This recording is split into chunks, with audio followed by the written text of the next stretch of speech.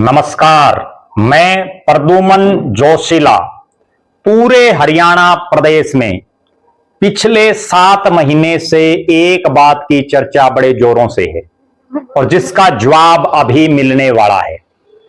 चर्चा यह है कि सत्तारूढ़ पार्टी यानी भारतीय जनता पार्टी का प्रदेश अध्यक्ष कौन होगा।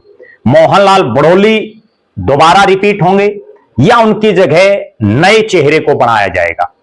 अभी भारतीय जनता पार्टी जल्दी से जल्दी किसी भी समय अनाउंस कर सकती है अपने प्रदेश अध्यक्ष का नाम यानी अपने कप्तान का नाम। और आज के इस वीडियो में हम चर्चा करेंगे कि कौन होगा भारतीय जनता पार्टी का नया कप्तान। एक बात बिल्कुल तय दिख रही है कि मोहनलाल बड़ोली की छुट्टी होगी। अब उनकी जगह नया कौन आएगा उस पर हम इस वीडियो में चर्चा करेंगे। और हमारे पास जो सूचना है, आज की जो ताजा सूचना है, ताजा जो रिपोर्ट है वो ये है कि भारतीय जनता पार्टी एक बार फिर से जाट चेहरे पर दांव लगाने जा रही है। जाट चेहरे को प्रदेश अध्यक्ष बनाने की तैयारी है। कौन हो सकता है वो जाट चेहरा, उस पर हम इस वीडियो में आपको बताएंगे।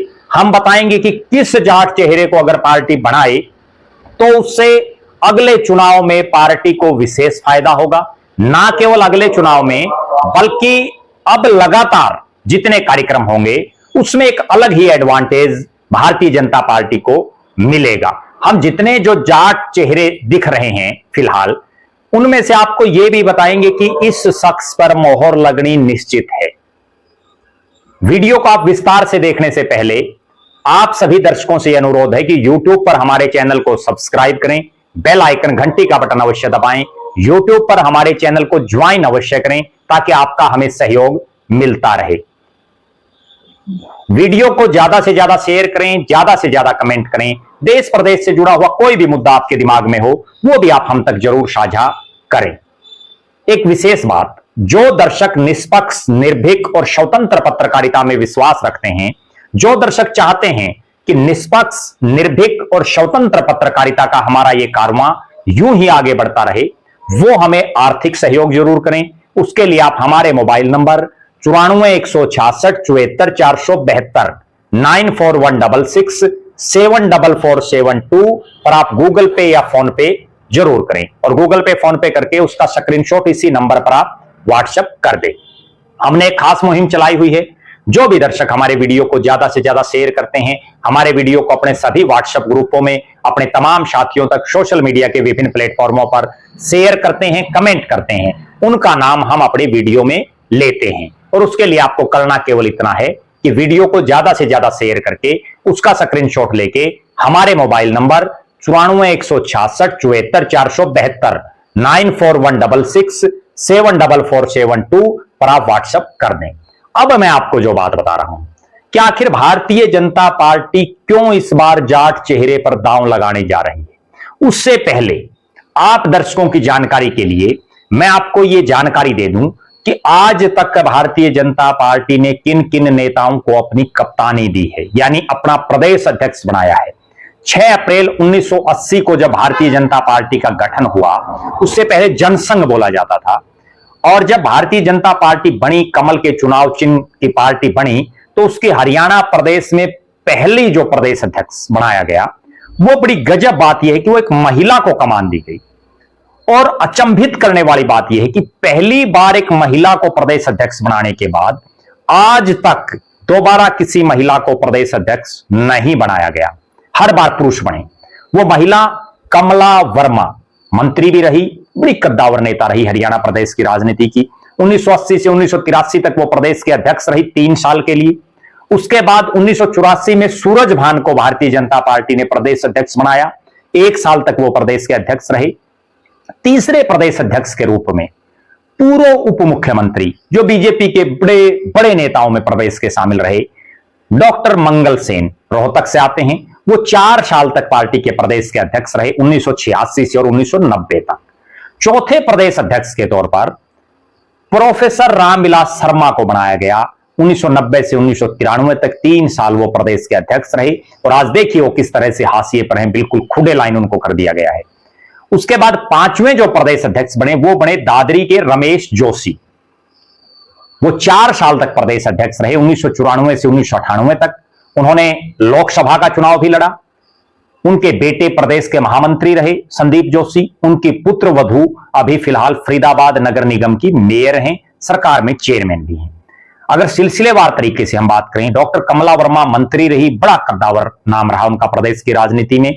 और डॉक्टर मंगल सेन से आप सब वाकिफ हैं, कई बार विधायक, उप मुख्यमंत्री रहे, चौधरी देवीलाल के साथ बड़े नजदीकियों में शामिल रहे।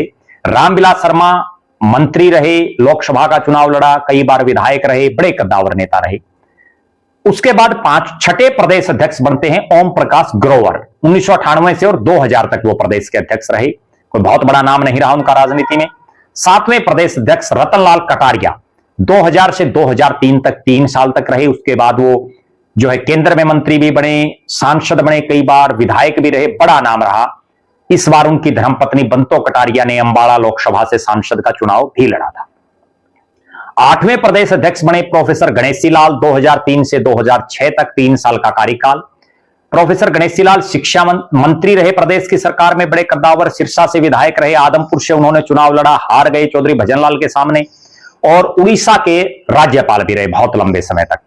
9वें प्रदेश अध्यक्ष बने आत्म प्रकाश मनचंदा, करनाल से आते हैं, लगभग 3 साल वो प्रदेश के अध्यक्ष रहे 2006 से 2009। 10वें प्रदेश अध्यक्ष बने कृष्णपाल गुर्जर 2009 से और 2013 तक, लगभग 3.5 साल वो प्रदेश के अध्यक्ष रहे। पिछली 3 टर्म से लगातार नरेंद्र मोदी की सरकार में मंत्री हैं, फरीदाबाद से लगातार तीसरी बार सांसद हैं। उससे पहले मेवला महाराजपुर से वो विधायक रहे, बड़े कद्दावर नेताओं में उनकी गिनती है। फिर बने रामविलास शर्मा, यानी दोबारा रामविलास शर्मा को बनाया गया 11वें प्रदेश अध्यक्ष के तौर पर। वो लगभग 2 साल प्रदेश अध्यक्ष रहे 2013-14 में। और रामविलास शर्मा की अगुवाई में पहली बार हरियाणा प्रदेश में भारतीय जनता पार्टी अपने दमखम पर सरकार बनाने में कामयाब रही। उसके बाद 12वें प्रदेश अध्यक्ष बने सुभाष बराला, उनको बाद में फिर रिपीट किया गया। लगभग 6 साल के आसपास वो प्रदेश अध्यक्ष रहे 2014 से और 2020 तक। सुभाष बराला टोहाना से विधायक रहे, वर्तमान में वो राज्यसभा के सांसद हैं। और पहले जाट प्रदेश अध्यक्ष भी सुभाष बराला रहे। उसके बाद 13वें जो प्रदेश अध्यक्ष आए, वैसे 12वें आए क्योंकि रामविलास शर्मा रिपीट हो गए थे, ओम प्रकाश धनखड़, वो लगभग 3.25 साल के आसपास रहे 2020 से 2023 तक। बादली से वो विधायक भी रहे, मंत्री भी रहे, वर्तमान में राष्ट्रीय सचिव हैं पार्टी के। उससे पहले किसान मोर्चा के राष्ट्रीय अध्यक्ष भी रहे, बड़े कद्दावर नेताओं में शामिल हैं। उसके बाद प्रदेश अध्यक्ष बनाया गया नायब सिंह सैनी को। वो 1 साल भी पूरा नहीं कर पाए उससे पहले ही, क्योंकि वो प्रदेश अध्यक्ष से मुख्यमंत्री भी बना दिए गए थे। और वो हरियाणा के वो इकलौते शख्स हैं जो प्रदेश के अध्यक्ष भी रहे और मुख्यमंत्री भी रहे।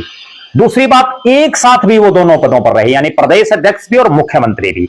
नायब सिंह सैनी नारायणगढ़ से विधायक रहे, अंबाला के जिला प्रधान रहे, जो है राज्य मंत्री रहे मनोहर लाल खट्टर की सरकार में। और नायब सिंह सैनी वर्तमान में हरियाणा प्रदेश के दूसरी बार लगातार मुख्यमंत्री हैं। नायब सिंह सैनी के मुख्यमंत्री बनने के बाद उनके साथ जो प्रदेश के महामंत्री थे पंडित मोहनलाल बड़ौली, उनको प्रदेश का अध्यक्ष बनाया गया, जो अभी तक प्रदेश अध्यक्ष हैं। राय से विधायक रहे हैं और प्रदेश के महामंत्री, सोनीपत के जिला प्रधान भी रहे। फिलहाल वो प्रदेश के अध्यक्ष हैं। अब बात यह है कि नया प्रदेश अध्यक्ष कौन हो। भारतीय जनता पार्टी अब जो सोच रही है और जो मेरे पास सूचना है उसके मुताबिक कोई भी राजनीतिक दल हो, वो तमाम जातीय समीकरणों को, भौगोलिक समीकरणों को, उन सब का जो है खाका तैयार करके राजनीति करता है और उसी के हिसाब से नियुक्तियां होती हैं। भारतीय जनता पार्टी ने समाज के जो अनेक वर्ग हैं उनको अपने साथ जोड़ लिया है, उनके नेताओं को पूरी तरजीह दी हुई है। एक वर्ग समाज का ऐसा है जो किसान वर्ग या जाट वर्ग, जो अभी तक उस स्तर पर बीजेपी के साथ नहीं जुड़ पाया है जिस स्तर पर भारतीय जनता पार्टी को उम्मीद है। कोशिशें बहुत हुई, बहुत लोगों को चौधर दी गई, 2 प्रदेश अध्यक्ष बना करके देखे गए। सुभाष बराला बनाई, कोई बहुत बड़ा प्रभाव नहीं छोड़ पाई। ओम प्रकाश धनखड़ बनाए, जाट समाज को अपने साथ उस स्तर पर बीजेपी के साथ नहीं ला पाए। अब बीजेपी ने एक नया पैंतरा खेला, डॉक्टर सतीश पूनिया को प्रदेश का प्रभारी बनाया, जो राजस्थान से आते हैं, जाट समाज, किसान समाज से आते हैं। वो कोशिश कर रहे हैं, मीटिंगें भी कर रहे हैं, प्रदेश के अलग अलग इलाकों में भी जा रहे हैं, लेकिन जाट समाज अब भी उस स्तर पर बीजेपी के साथ नहीं लग पाया है। उम्मीदें यह है कि मुख्यमंत्री बनाया जाए, लेकिन चूंकि जो विधायक जाट समाज से बने हुए हैं उनमें कोई बहुत बड़ा कद्दावर नेता नहीं जीत पाया है। जितने कद्दावर नेता रहे जाट समाज के, चाहे वो जयप्रकाश दलाल, जेपी दलाल हो, कैप्टन अभिमन्यु हो, ओम प्रकाश धनखड़ हो, वो चुनाव हार गए। किसी अलग अलग कारण रहे उनमें हारने के, लेकिन सबसे जिस एक हार की सबसे ज्यादा टीस है वो है जेपी दलाल की हार, जो बहुत मामूली मार्जिन से चुनाव हार गए। और अब लोहारू की जनता पछता रही है, भिवानी जिले की जनता भी पछता रही है, हिसार के लोग भी पछता रहे हैं कि जब जेपी दलाल चुनाव जीते और मंत्री बने तो किस तरह से इस इलाके में किसानों की उन्होंने भलाई के काम किए, बड़े बड़े प्रोजेक्ट लाने का उन्होंने काम किया, मुआवजा था बांटा गया इस एरिया में, पानी की खूब ठाठ कर दी गई।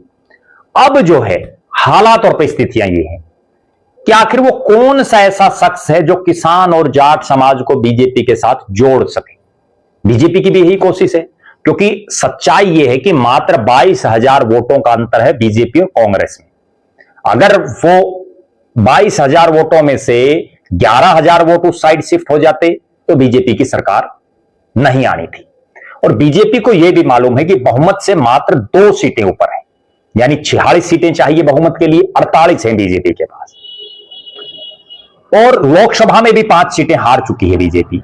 तो कहीं ना कहीं अगले चुनाव के लिए बीजेपी को बहुत मेहनत करने की जरूरत है, ग्राउंड जीरो पर, और उन लोगों को जोड़ने की जरूरत है जो अब तक बीजेपी के साथ नहीं लग पाए। अब क्या हालात है? फिलहाल जाट समाज से 2 मंत्री प्रदेश की सरकार में हैं। महिपाल ढांडा शिक्षा मंत्री हैं, श्रुति चौधरी सिंचाई और महिला बाल विकास मंत्री हैं, लेकिन दोनों ही जाट समाज को अपने साथ जोड़ने में कामयाब नहीं हो पा रहे। लिहाजा बीजेपी अब एक नया एक्सपेरिमेंट करने जा रही है, और वो एक्सपेरिमेंट ये है कि एक बार फिर से जाट समाज के नेता को प्रदेश अध्यक्ष बनाने की तैयारी में है। बहुत नाम चल रहे हैं, कई बड़े कद्दावर नेता भी हैं। अगर मैं सिलसिलेवार तरीके से आपको बताऊं तो 2 तो पूर्व प्रदेश अध्यक्ष हैं, सुभाष बराला हैं, ओम प्रकाश धनखड़ हैं, कैप्टन अभिमन्यु हैं, जयप्रकाश दलाल हैं, चौधरी धर्मवीर सिंह हैं, सुरेंद्र पुनिया हैं प्रदेश के महामंत्री, महिपाल ढांडा हैं, किरण चौधरी हैं, श्रुति चौधरी हैं, मंत्री हैं सरकार में। ये तमाम वो नेता हैं जो कहीं ना कहीं जाट समाज की नुमाइंदगी कर रहे हैं और बीजेपी में वर्षों से सक्रिय हैं। अब पार्टी किसको प्रोजेक्ट करे? अभी जो सूचना मिल रही है उसके मुताबिक भारतीय जनता पार्टी ने यह तय कर लिया है कि वो किसी ऐसे नेता को पार्टी की कमान दे जो प्रदेश भर में प्रभावी हो। आज भले ही मोहनलाल बड़ोली प्रदेश अध्यक्ष हैं, लेकिन उनका वो ओरा, वो सिस्टम नहीं है। वो केवल और केवल नायब सिंह सैनी के पिछलग्गू बनकर के रह गए और विवादों से घिरे हुए हैं। एक बहुत बड़ा मामले में उन पर आरोप भी लगे हैं, और ऐसे गंभीर आरोप उन पर लगे थे कि प्रदेश की सरकार के मंत्री अनिल विज ने उनका इस्तीफा तक मांग लिया था।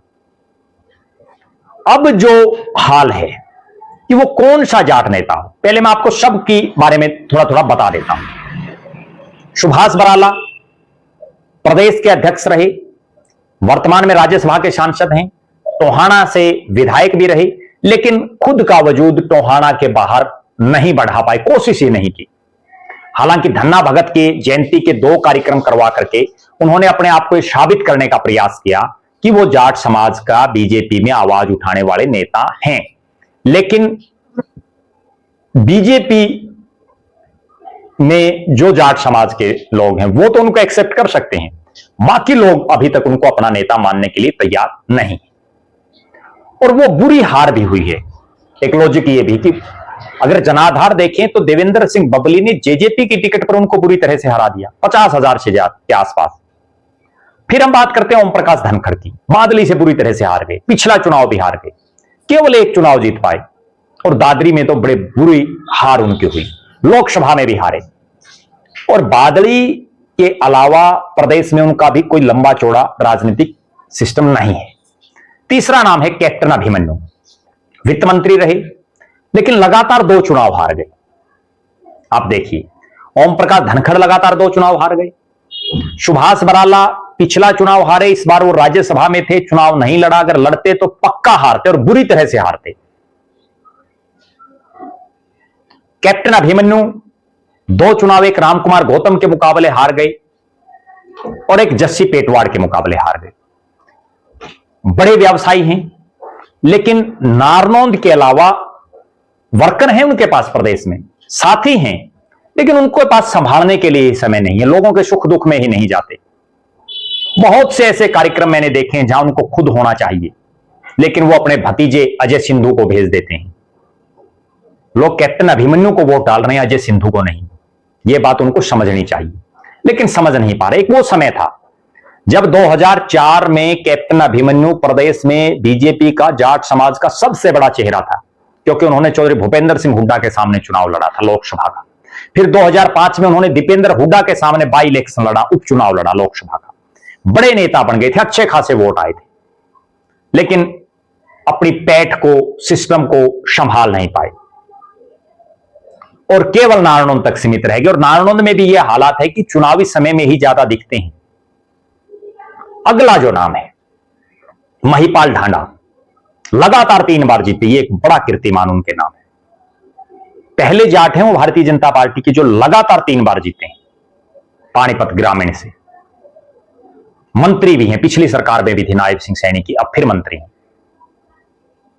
लेकिन पानीपत के इलाके के अलावा अपना जनाधार बढ़ाने का प्रयास ही नहीं कर रहे, कहीं आ जा ही नहीं रहे, बहुत चुनिंदा जगहों पर जा रहे हैं। यहां तक कि जिस खुद का गोत्र है ढांडा गोत्र, उस गोत्र के गांव तक में भी नहीं जाते। फिर हम बात करते हैं किरण चौधरी की। किरण चौधरी तो अभी नई नई भाजपाई बनी है। कांग्रेस ने जब उनकी बेटी की टिकट काट दी तो मजबूरी में वो बीजेपी में आई और कोई रास्ता उनके पास नहीं था। और राज्यसभा की सांसद बीजेपी ने उनको तुरंत बनाया, बेटी को मंत्री बनाया, लेकिन मां बेटी दोनों तोशाम से बाहर नहीं निकल रही। वरना चौधरी बंसीलाल का कितना बड़ा नाम, कितनी बड़ी राजनीतिक विरासत, और मां बेटी दोनों पूरी चौधर में। उसके बावजूद चौधरी बंसीलाल और चौधरी सुरेंद्र सिंह के पुराने कार्यकर्ताओं को ही नहीं संभाल पा रही, केवल एक सीमित तोशाम तक सीमित होकर के रह गई। अगला नाम आता है चौधरी धर्मवीर सिंह, भिवानी महेंद्रगढ़ से सांसद, 3री बार लगातार जीते। यह भी अपने आप में एक बहुत बड़ा रिकॉर्ड है। तोशाम, बाजड़ा और सोहना से विधायक रहे, तोशाम से तो 2 मर्तबा जीते। लेकिन धर्मवीर सिंह भी 3 बार सांसद बने हैं, तो उसमें एक बहुत बड़ा रोल राव इंद्रजीत सिंह का है, अहिरवाल का है। धर्मवीर सिंह भी भिवानी महेंद्रगढ़ के बाहर अपना कद नहीं बढ़ा पा रहे।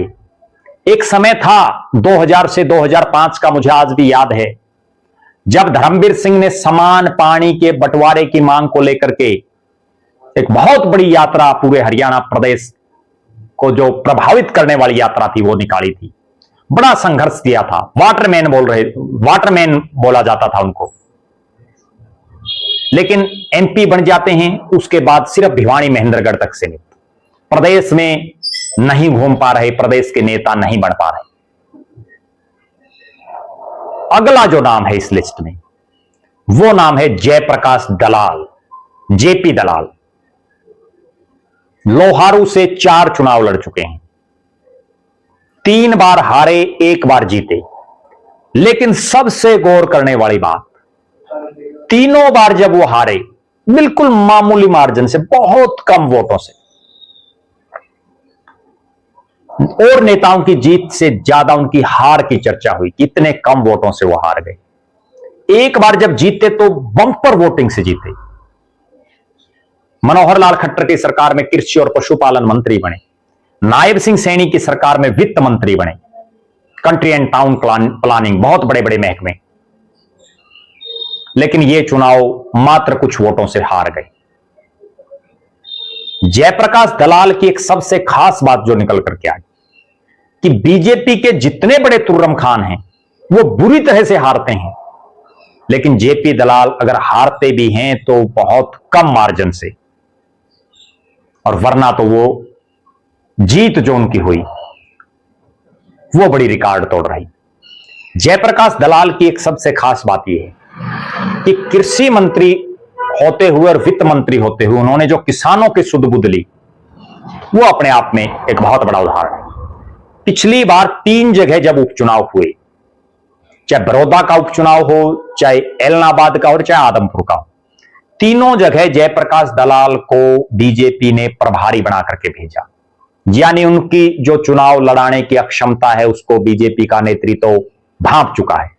पार्टी के प्रदेश के उपाध्यक्ष भी रहे, भाजपा में वर्षों से काम कर रहे हैं, और जब वो मंत्री थे तब उनकी बड़ी गजब बात यह है कि उन्होंने रोहतक के किलोई में भी जाकर के रैली की, भूपेंद्र सिंह हुड्डा के गढ़ में।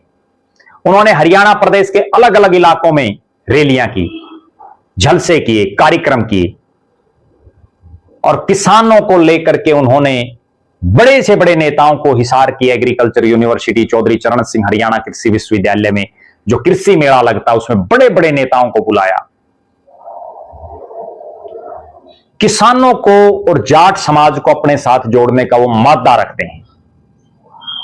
किसान आंदोलन के बाद लोहारू के सिंघाणी में उन्होंने एक ऐसी रैली की थी, मैं खुद उस रैली में मौजूद था, जिसमें लोग कुर्सियों पर नहीं बल्कि दरी पर बैठे थे। हजारों हजार का हुजूम, 20,000 के आसपास की रैली उन्होंने की थी।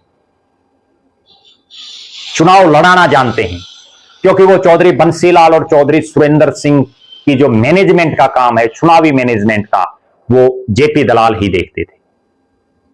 सुरेंद्र सिंह के बड़े नजदीकी मित्रों में शामिल थे। बहरहाल ये वो जाट चेहरे हैं।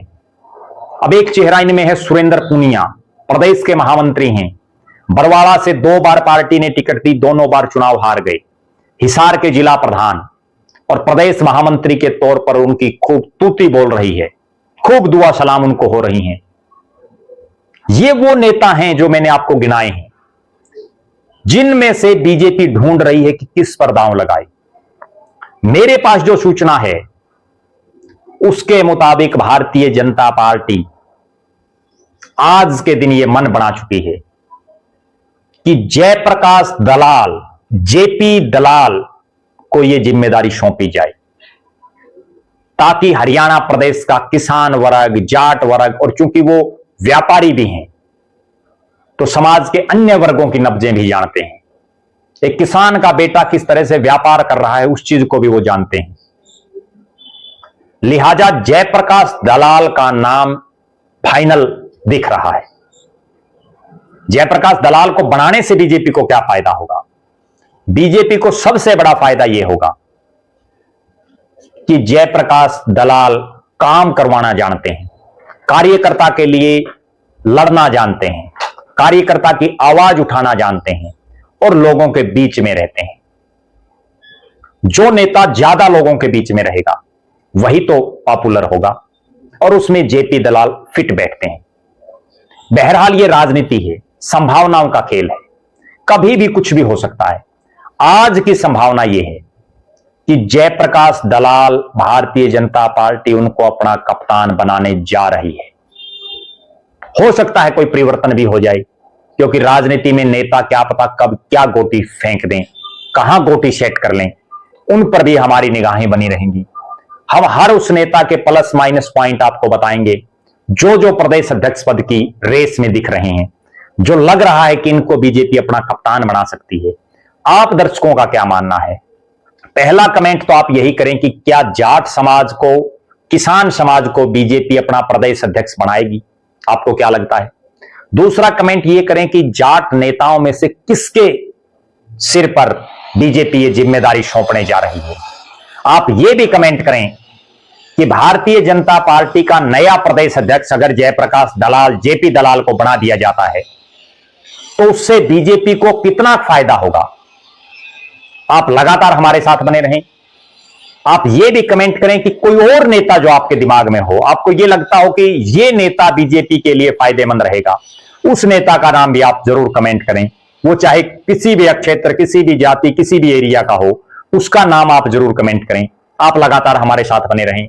हमारे फेसबुक पेज को लाइक और फॉलो करें, यूट्यूब पर चैनल को सब्सक्राइब करें, बेल आइकन घंटी का बटन अवश्य दबाएं, वीडियो को ज्यादा से ज्यादा शेयर करें, ज्यादा से ज्यादा कमेंट करें।